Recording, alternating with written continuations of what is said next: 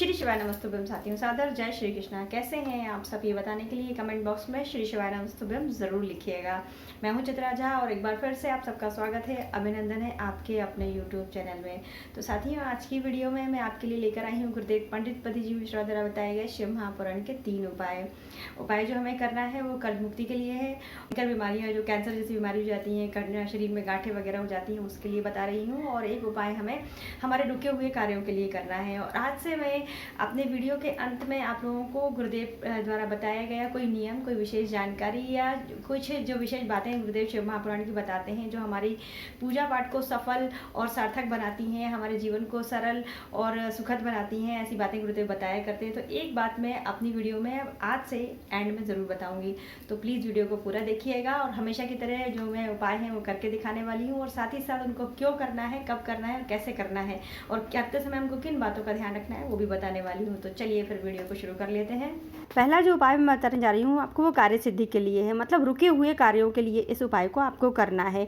जैसे कि सरकारी कार्य होते हैं, कोई फाइल वगैरह आपकी अटक गई है, कुछ केस वगैरह आपका चल रहा है, नहीं पूरा हो पा रहा है, फैसला नहीं आ पा रहा है, या कोई सर्टिफिकेट आप बनवाना चाहते हैं। बहुत सारे ऐसे कार्य होते हैं जिनकी प्लानिंग हम करके रखते हैं, लेकिन वो किसी ना किसी कारणवश रुक जाते हैं, कोई ना कोई बाधा आ जाती है, जिसकी वजह से हम शारीरिक, मानसिक या आर्थिक रूप से परेशान होते हैं।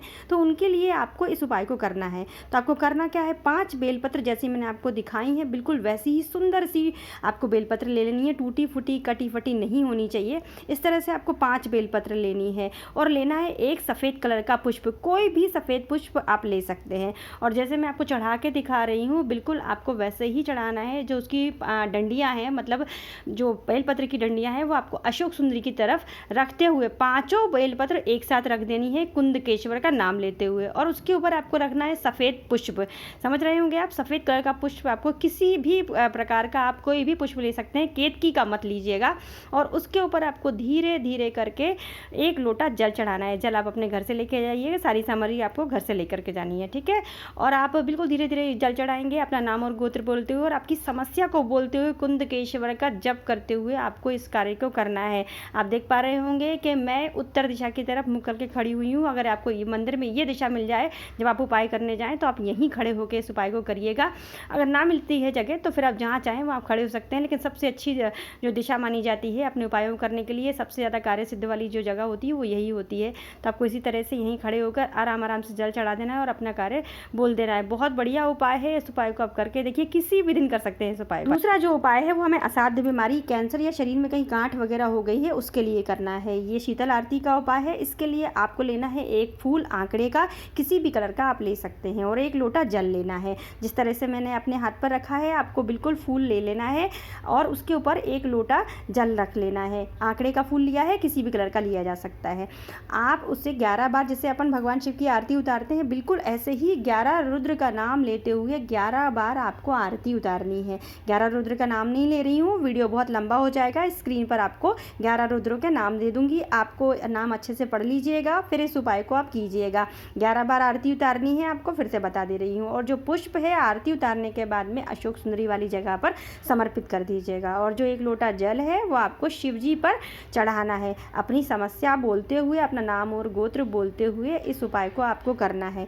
ये उपाय आप किसी भी दिन कर सकते हैं। शीतल आरती का उपाय है। जब आपको बीमारी यदि हो गई है तो भी कर सकते हैं, और यदि बीमारी की आप जांच करवाने जा रहे हैं, डॉक्टर ने आपको आशंका बताई है कि आपको बीमारी हो सकती है, तो आप जांच करवाने से पहले इस उपाय को करवाइए, और उसके बाद में फिर आप जांच करवाने के लिए जाइएगा। आपकी रिपोर्ट निगेटिव ही आएगी। मन में विश्वास रख के इस उपाय को आप कीजिएगा। अगला जो उपाय हम आपको बता रहे हैं वो कर्ज मुक्ति के लिए, या आपके घर में धन की आवक नहीं है तो इस उपाय को आप करिएगा। आपको क्या करना है, एक अक्षत लेना है, मतलब चावल का दाना जो टूटा फूटा नहीं होना चाहिए, और इसे आपको बाबा भोलेनाथ के ऊपर अर्पित करना है। ये कब किया जाएगा, प्रदोष के दिन, प्रदोष काल में। तो 3 से 4 प्रदोष यदि आप इस उपाय को करते हैं तो आपका कर्ज उतरना शुरू हो जाएगा। आपके ऊपर बहुत ज़्यादा कर्ज है, आप कर्ज से परेशान हैं, तो इस उपाय को कीजिए। धन की आवक नहीं है तो भी इस उपाय को आप कर सकते हैं।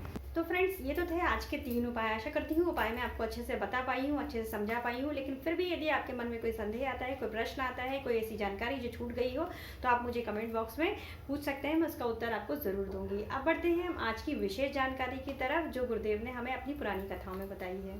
गुरुदेव ने आरती शिव महापुराण में एक विशेष जानकारी दी थी। जब हम पशुपति का व्रत करते हैं तो शिव जी के मंदिर जाते हैं पूजन करने के लिए, सुबह में भी और शाम में भी। तो जब हम सुबह में पूजन करने के लिए जाते हैं तो पूजन के बाद में हम आरती कर सकते हैं, मतलब आरती का दीपक हम ले जा सकते हैं, कपूर से भी हम आरती कर सकते हैं। लेकिन जब शाम को हम पूजन करने जाएंगे तो हम 6 दीपक ले जाते हैं, जिसमें से 5 दीपक हम वहाँ जला देते हैं।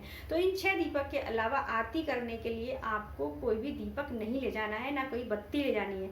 मतलब ये हुआ कि शाम के टाइम को आपको आरती नहीं करनी है, कपूर से भी नहीं करनी है, मतलब किसी भी प्रकार की दिया बत्ती आपको वहाँ पर आरती के भाव से करना ही नहीं है। और अब कुछ लोग ये भी करते हैं कि वो जो 6 दीपक वहाँ ले जाते हैं, 5 जलाते हैं, तो उसको में से एक उठा करके उससे आरती कर देते हैं। वो भी गलत होता है, हमको आरती करना ही नहीं है। लेकिन फिर भी यदि आपका मन नहीं मानता है तो गुरुदेव ने बताया है कि बेलपत्र से आप आरती कर सकते हैं। तो वो मैं आपको दिखा दे रही हूँ आपको कैसे करनी है। अगर आपको मन ना माने तो आपको ये शीतल आरती फिर कर देनी है बेलपत्र से। देख पा रहे होंगे जैसे मैंने बेलपत्र अपने हाथ पर रखी हुई है, बिल्कुल आपको वैसे ही रख लेना है दीपक के भाव से, और आपको आरती कर लेनी है। इसे शीतल आरती बोलते हैं। ये आप पशुपति के व्रत वाले दिन शाम को ऐसा कर सकते हैं। और कभी कभी ऐसा हो जाता है कि हम मंदिर अचानक पहुंच जाते हैं और हमारे पास दीपक नहीं होता है, तो हम आरती करने का मन रहता है लेकिन हमारे पास नहीं है दीपक, या तो वहीं का दीपक उठा के आरती कर देते हैं। तो उससे अच्छा होता है कि आपके पास बेलपत्र है तो आप इस तरह से शीतल आरती कर सकते हैं। भोलेनाथ पर चढ़ी हुई बेलपत्र को उठाकर भी आप शीतल आरती करके अपनी मनोकामना को बोल सकते हैं। तो आशा करती हूँ वीडियो में दी गई जानकारी आपको उपयोगी लगी होगी, लाभदायक लगी होगी। तो वीडियो को लाइक कीजिएगा और ज़्यादा से ज़्यादा लोगों को शेयर कीजिएगा। और गुरुदेव द्वारा बताए गए शिव महापुराण के उपायों को जानने के लिए और गुरुदेव की कथा के रसों को ग्रहण करने के लिए मेरे चैनल को सब्सक्राइब कीजिएगा। मिलते हैं फिर गुरुदेव की अगली कथा के साथ। तब तक के लिए श्री शिवाय नमस्तुभ्यम।